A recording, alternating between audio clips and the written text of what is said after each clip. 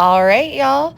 We've got our 20-pound rib roast sitting in 2 gallons of milk and 2 bottles of Tony's Creole butter.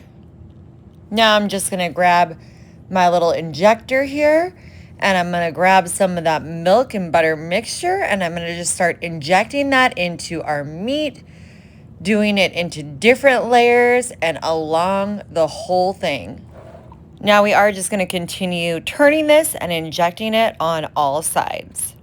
All right, y'all, now that we've got our rib roast covered in milk and our Tony's Creole butter and injected on all sides, I'm just going to take this out to my refrigerator outside, and we're going to let this sit for 24 hours. Alrighty, y'all, it's been 24 hours. Ooh, she's heavy. She's a 20-pounder, y'all. Whoop! Right onto the baking sheet, just like that. I am gonna cut her bones off. We're just gonna debone her because it's gonna help her come to room temperature quicker. There we go, I can see kind of the outline of our bones here.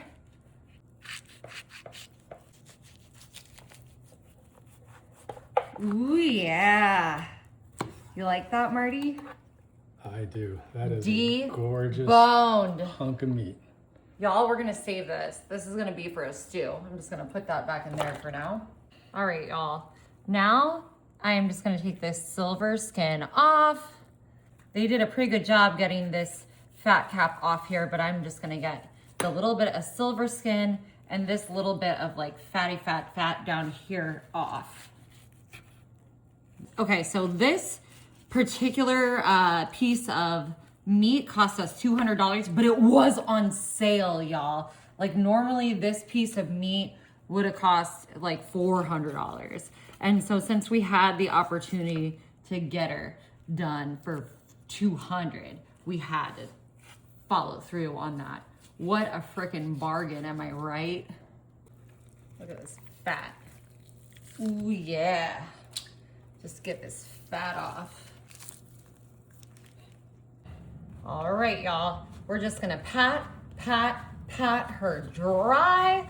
Now that we got the bone off, she's gonna come to room temperature. That's gonna take about 2 hours, but she's gonna come faster now that we remove the bone. All right, y'all. It's gonna be about 2 hours till she comes to room temp, and then I'll show you what we're doing next. Alrighty, y'all. She came to room temperature. Now I'm grabbing my real mayonnaise, and I'm gonna bring this over here. I've got a 4-cup measuring cup, and Marty's concerned that this cup isn't big enough, but I think it's gonna work out. So I'm gonna fill this at least halfway, if not some more. Alrighty, now I'm coming in with my stone ground mustard. I'm just using the Kroger kind, and I'm gonna put at least half of this bottle in here. If not more, if not almost the whole bottle. We want it to be real flavorful. And then I'm gonna use my Dano's seasoning. This is the crunchy kind, and it's a mix of citrus peels, sesame seed, sea salt, let's see, dehydrated garlic and onion. Yeah, mustard seed, lemon peel, orange peel. Yep, there we go. You guys get the idea. And let's get this all mixed and incorporated here. All right, y'all, let's bring it over to our baby girl here. All right, let's hit Babe Ruth here with some kosher salt. We want her to be nice and salted up. Woo, nearly. All right, now here I go. Look at that. Your hand is the best tool that we have.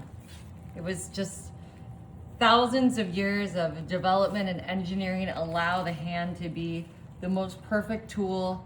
We are so lucky as Homo sapiens that we develop such dexterity in our little fingies. All right, I am gonna bind the other side. Ugh. Gosh, she's a big girl.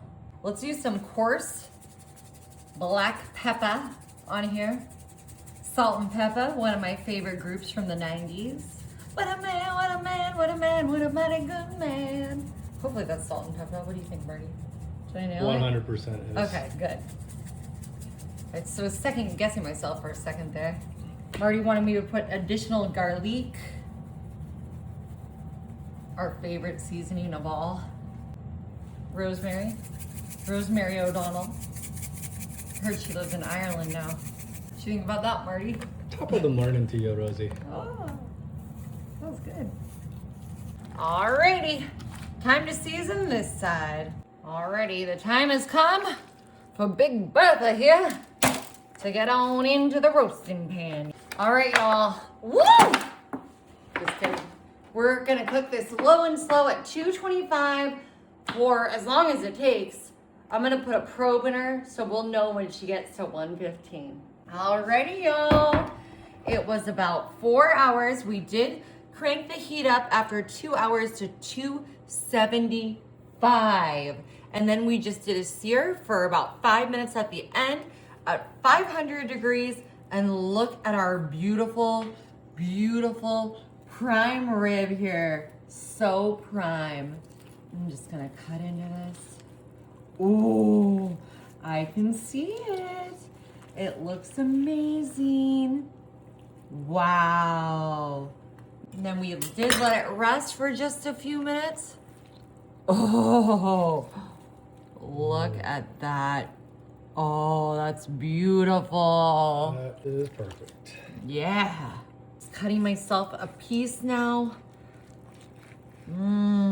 Y'all, if you didn't do this for Christmas, you've got to do it for New Year's Eve. Look at that. Gorgeous. And that crust. Oh, I'm gonna get into the real good here. Oh, look at that. Yummy.